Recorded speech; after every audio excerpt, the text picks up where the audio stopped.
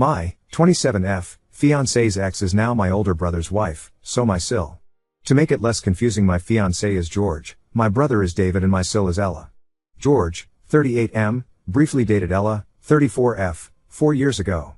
Ella wanted to get married and have kids, but George did not want this with her. He was also having a lot of issues back then, partying, doing drugs, and not being the most reliable person.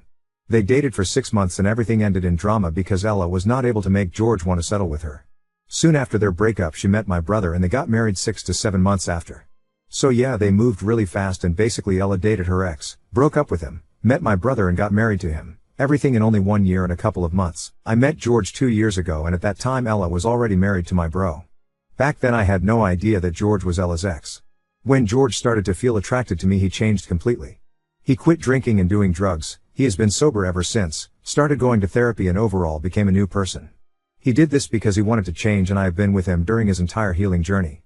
I am very proud of him, and we have a healthy and amazing relationship. Even if Ella was already married to my brother, she was furious when she found out I was dating George and that he was serious with me. She was so cruel and said a lot of nasty lies. She used to tell everyone that George was grooming me. I was 25 when we became a thing and he was 36. This is not grooming FFS. She lied that George was abusing me, trying to get me to become an addict like him, and many other things. This ruined my relationship with my brother because he never did anything to make her stop. George and I announced our engagement to my family last week during my dad's birthday. My parents were happy for us, but Ella said it must be nice to be the one to get the ring after someone else struggled to fix him. Again, no reaction from my brother as usual. My parents told her to stop, but I just snapped and told her something along the lines, he fixed himself, you pass. And yes, it is nice to know I will be married to the man I love more than anything and who loves me the same. But how is it for you knowing that no one else except my idiot brother ever wanted to marry you? Does it feel nice? My parents kicked them out after this. They told her that everybody had enough of her BS. She is insane because Al Thug being married, she is still bitter over the fact that her ex did not want her. She is officially banned from every family event, and my brother is now blaming me. Update 1. Yesterday I contacted my brother and asked him to meet me for coffee. It was only the two of us, and I think it was the first time I have opened my heart like this in front of him. I started off by apologizing for him being caught in the middle, but I told him I will never apologize or be sorry for loving George. I was honest and told him how much this situation has been affecting me. My brother is the same age as my fiancé, so he is 11 years older than me. During our childhood he was my protector, the person I looked up to. Due to our age difference we never really had many activities in common, and I could not wait for the moment I grow up so I can get to share more with my brother as adults. But I did not get the chance to do this because of Ella. David would always teach me to value myself, to choose people who treat me right and make me happy. However, I am not able to share my happiness with him anymore. I understand why he would wish I never met George, but it still hurts knowing that your brother somehow resents the source of your happiness. David would always defend me when I was younger, even in front of our parents. When I was 15 I was experimenting with makeup and it looked bad, really bad.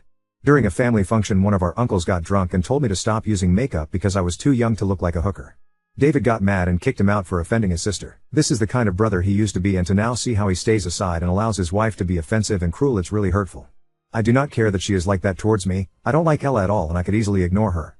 But what gets to me the most is she constantly trying to belittle and humiliate my future husband. I have lived with this man for 2 years. I have shared so many things with him during this time, and I am certain I know better what kind of man he is. I know how hard it was for him to heal all his trauma. I know how hard he worked day by day to become the best version of himself. I know how much he loves me, protects me, supports me, and I simply lose it when I hear her crap and how she is constantly trying to bring him down. Yes, I go bear mode when he is involved, as someone told me in the comments, but I don't care. I will not allow any of my family members to abuse the person I love. I may have tolerated things for my brother's sake, but I will never be quiet in front of his h of a wife. I told my brother that I love him and I will always cherish the memories I have with him, but we cannot go on like this.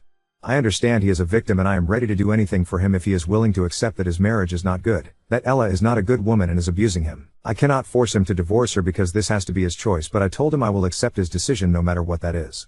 He will always be my brother, but George is my family now. We plan on having kids in the near future and there is no way in hell I will ever allow his lunatic of a wife to be near my kids. I also refuse to subject George to the abuse. We tried.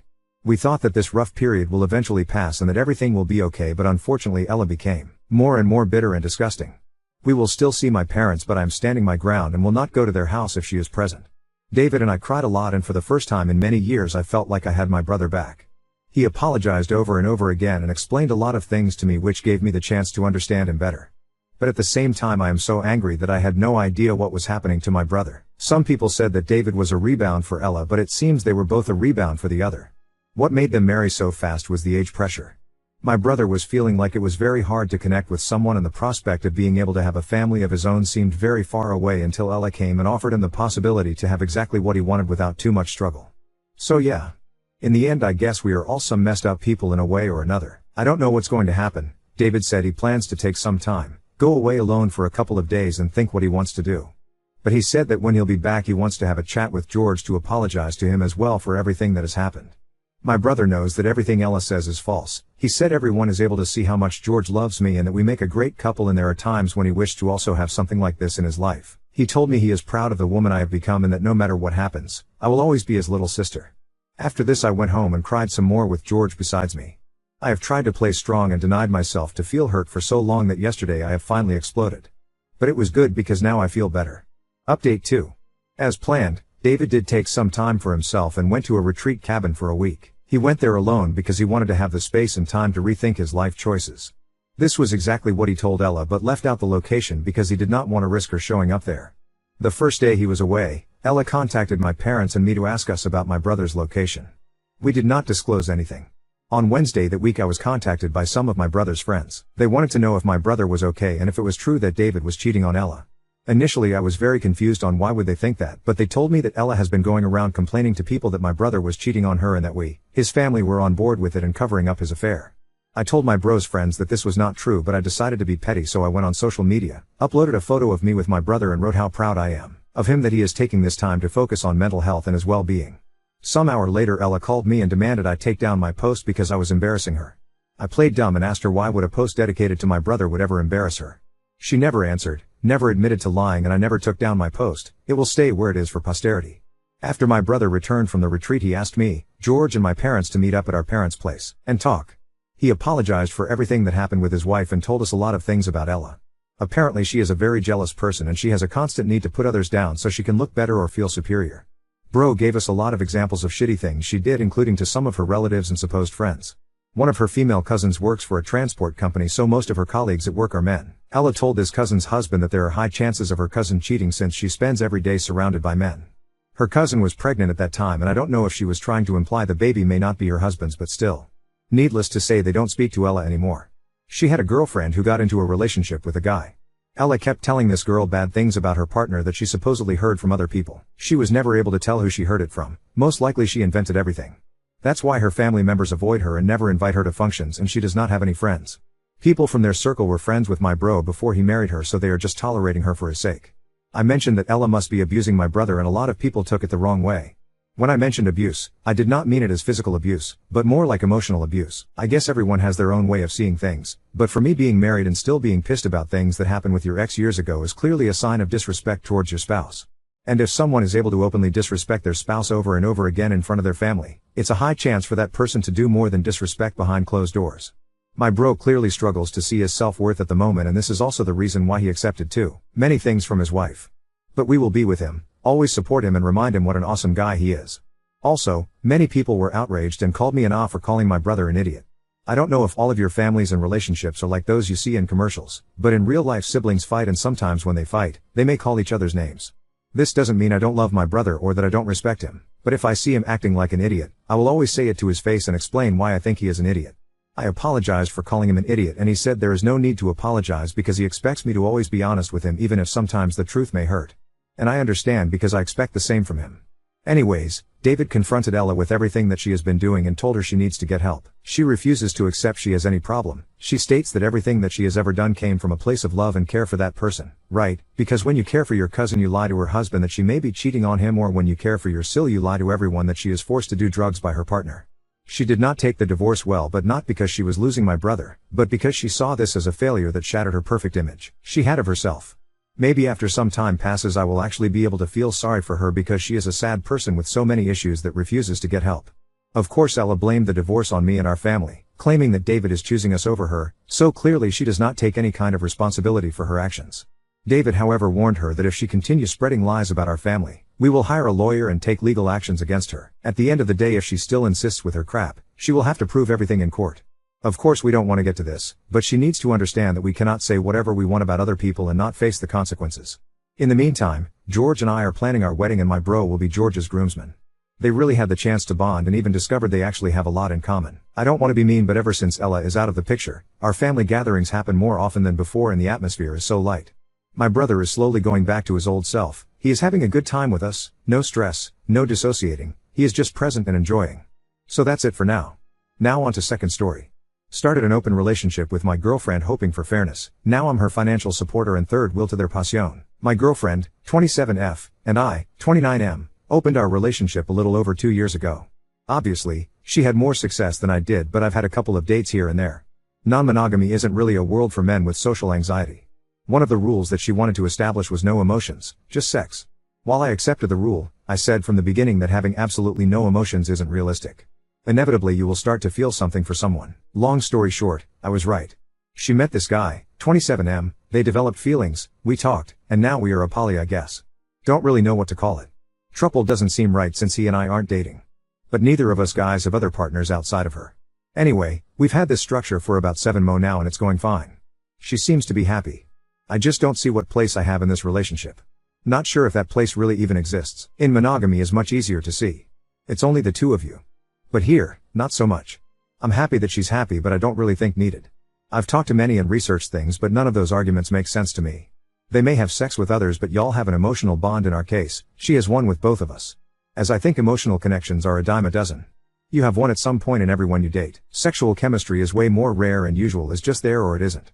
And from the unfortunate time that I walked into our apartment and didn't know he was there, it is very clear they have incredible sexual chemistry. Emotional connections can be developed anytime. So what security is there in that? Monogamy doesn't exist sounds good, but not sure if that plays out well. Especially seeing that the only person not monogamous here is her. We are both basically in a monogamous relationship, and while you supposedly can't expect to get all you need from one person, that's exactly what we're supposed to do. But only from half of that person. Every connection is unique and special, maybe so, but ours clearly wasn't enough. She needed more. I didn't. I was happy and fulfilled. She wanted other experiences. But that stopped when she met him. And while I try not make it a competition, she clear has a level of passion for him that she doesn't for me. She won't have sex with me when he's around. I have to wait until he leaves. She asked me to leave when she wants to have sex with him. She's isn't nearly as cuddly with me either.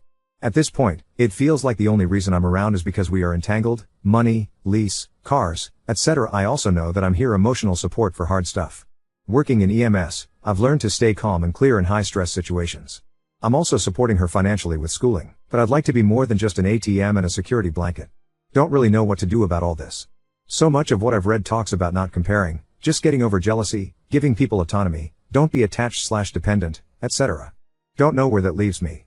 While not really relevant, I'm going through some significant health issues. It's uncertain if I'm going to make it through. She doesn't know about it. Haven't found a good time to say. Maybe that's why I'm just being emotional and insecure. I know both are terrible traits in a man. Anyway, I guess this just turned into a vent, but any thoughts or input is welcome. Edit, I'm a firefighter and hazmat tech. It's most likely that my health issues are related to a work incident. Therefore, the people I work with know. I have told any family or friends yet. At this point, I could come out most okay or could have until the end of the year. I'm trying to wait until we know more. Edit 2, she and I live together. He has his own place but has 3 male roommate. GF doesn't feel as comfortable there. Update 1. Long story short, I pretty much ignored everyone's advice. Not really. I do appreciate all the input that I got on my last post. But every time I wanted to broach the subject, either something got in the way or I just chickened out. She is still seeing the other guy. Let's call him Caleb. Life kinda sucked at first since they were mostly using our house to avoid his roommates, but this summer he got his own place. So they no longer meet at ours. Which is great because accidentally coming home when they are together is not great. Hearing your GF scream another guy's name takes a long ass time to fade from memory. I've met the guy. He seems nice enough. Total opposite of me, so I see why she's so into him. Dude's like 6'2" with that lean surfer boy type look. I'm like 5 feet 7 inches and shaped like a tree stump, haha. Anyway, so the problem pretty much solved itself. She stays with him about 3 to 4 nights a week. Occasionally, she'll stay over for a long weekend or even a week. They've even gone on a few trips together. TBH, part of me is jealous, but at the same time, I see how she looks at him. I just don't have the heart to get in the way of that. Unfortunately, our sex life has taken a bit of a dive. Not long after they started seeing each other, we stopped being intimate as often. We still are, but it's only like 1 to 2 times a week. Everyone got tested and they've gone barrier-free. Supposedly she was just tracking her cycle but did have a pregnancy scare. So now she's on birth control. I'm not particularly happy. I mean, I'm happy she's happy, but this isn't really what I pictured for my life. I always imagined having this passionate, loving relationship where we were everything to each other. Sometimes I just feel like more of a connivance than a partner. It's pretty obvious she was never into me as much as she is him. That sucks but can't change it. On the health front, unfortunately I don't have great news to report. Turns out I do have cancer. It wasn't as aggressive as they thought, but it is terminal. At this point, I'm looking at somewhere around March. GF doesn't know. I know I'm an off for that. I'll tell her eventually. She's just not around much, and when she is I just want to be fun. I know I can't compete with Caleb, but I don't want to just be the sick one. I thought about just breaking up, but that seems mean. I recently saw Twilight for the first time. When I finished the part of Bella mourning Edward leaving, it made me wonder if she'd feel the same. TBH, I don't think she would. Caleb is pretty much primary at this point. So I'd rather be peaceful on the way out. When I do go, she'll have him. Work sucks because I can't ride the engine anymore. Once I got worn out walking up steps in bunker gear, I knew I can't fight fire anymore, so I'm just on the medic now. Update 2. I finally told my GF about my health issues. It was a long, rough night. Saturday night we went on a date. Usually she'd be with Caleb, but he's out of town visiting family for the holiday. If he felt it was too early for her to meet his family or what, but I definitely thought I'd be alone for Christmas. But apparently she's staying here, so that's nice, I guess. We went to dinner and, after, got to go see Wicked. Not gonna lie, the dynamics between Glinda, the munchkin dude, and the prince made me wince a bit. Felt kinda close to home. Minus me stringing some poor girl along. Regardless, I did enjoy the movie a lot. We got home and curled up on the couch, and that's when we had our talk. Decided to withhold any info about how I've been feeling, as that felt pretty ancillary to the main topic. I basically just described how I'd been sick more and tired. Then told her about my annual physical from last year and all the doctor's visits since. Then I finally told her about the diagnosis and having until March. To say that this was hard, is an understatement. I don't think I've ever seen her cry that hard. Or anybody for that matter. I'd what kind of reaction I was expecting, but not that. We kinda attempted to continue talking, but it was no use, so I just carried her to our room and held her until she cried herself to sleep. When I woke up Sunday morning, she wasn't in bed. My initial brain fog kinda forgot about what happened, but when I remembered, I went to find her. She was sitting at the table in the kitchen. She was still crying, but we were able to talk about everything. I told her about the bucket list, preparations I've made, etc. It was all smooth until she kinda jerked up, looked at me, and asked, "How long have you known?" It was at this point I knew I fucked up. As tempting as it was, I didn't lie. I told her I've known I would die for a year, and I found out when about 2 months back. OFC, she asked why I didn't tell her, and I didn't know what to say. She asked if I was trying to get back at her as some weird revenge, which kinda annoyed me a bit, but I let that go. I told her I was preoccupied with getting used to an open relationship, that it felt like it came out of nowhere, developed fast, became poly, and I was just being dragged along. That not having her around, hear them have sex, and watching her fall in love with someone else was hard enough. Predictably she got pissed. Felt like I was blaming her for who she is. And a few more unpleasant things. At this point I just listened as she yelled and screamed. She finished. I apologized for not telling her, but then asked, if this was all my issue, then how come your partner has been sick and dying for a year and you never noticed? I immediately regretted saying that because she kinda just broke. She didn't cry. She just went silent and sat down on the floor. I tried to comfort her, but she pulled away. So at this point I figured we needed space and I left. Went to a friend's house for the day. Sunday evening, I got a text from her asking me to come home. I did. When I got there she had ordered food. When she saw me, she ran up and hugged me. At this point we both cried. We ate and watched as it cake. Eventually she paused the show and we talked. She apologized for lashing out. Said she was just angry and confused. I apologized for what I said. She told me not to, and that what I said is what she felt. So when it was out in the open she just shut down. I told her that I love her and not to hold it against herself. At this point, she wanted to help me plan out the last few months. She also said that she'd be breaking up with Caleb, but I told her not to. If he actually loves her, she's gonna need his support. We will wait till after Christmas to fill him in.